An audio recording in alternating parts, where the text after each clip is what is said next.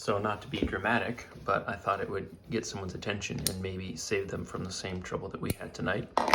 I had purchased some sort of off-brand, slightly less expensive,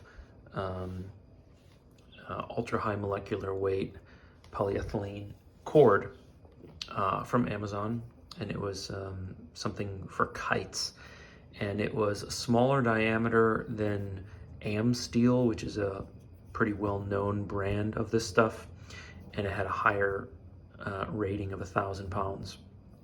And as you may have seen in one of my other videos, when you tie knots in ropes, it can diminish the strength of those ropes.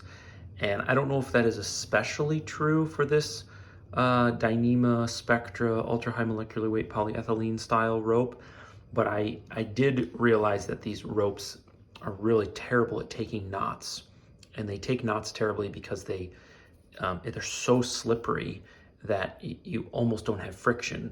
And anyway, I was in a hammock tonight. Thankfully, it was indoors in our house. Yes, we have a hammock in the house. And I was only like 12 inches off the ground. But my son got in it with me. So I weigh 160 pounds. My son weighs 40, so 200 pounds. And the hammock's roughly at 30 degrees. So we shouldn't have even come close to exceeded the 1,000-pound rating of these ropes. But it broke. And when it broke, it launched this carabiner at my son and hit him in the back of the head.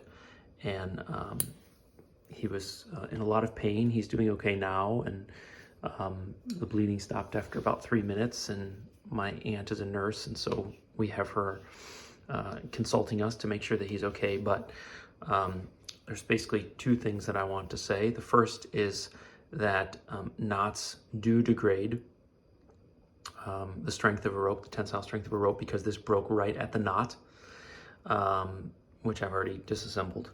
And then the second thing is just to be careful when you buy things that are off-brand or that have a seemingly too good to be true tensile strength rating for the diameter. I mean, if everyone is using 7/64ths of an inch rope for a particular strength rating, and then you find someone who's doing significantly better than that, you know, it's probably too good to be true. And I thought I would have been quite safe no matter what at that rating. And we weren't even bouncing, because when you bounce, you're also adding quite a bit of weight. But yeah, just be careful what knots you tie. This was a taut line hitch that I had to do a couple times because this rope was so slippery.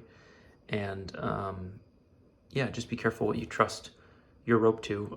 I was amazed that these ropes were holding us, not because of the strength rating, but just because of how small they are. I mean, I probably spent 6 or 7 hours in the hammock on this. I mean, it is strong enough in general, but it's just amazing how a knot can change that.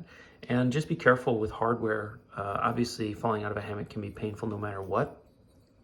But when you have hardware attached to the suspension on your hammock, then this can become something like a sling or a slingshot. So yeah, my son is okay, but there was a lot of blood, and afterwards I just thought, well, I'm making all these videos on YouTube about knots and ropes, and you know, it's pretty cool, all of these technologies that are out now with Spectra and Dyneema and all this stuff, but just put a safety factor in there and be safe, because even 12 inches off the ground can be painful if you fall. So all right, folks, take care. Have a good one.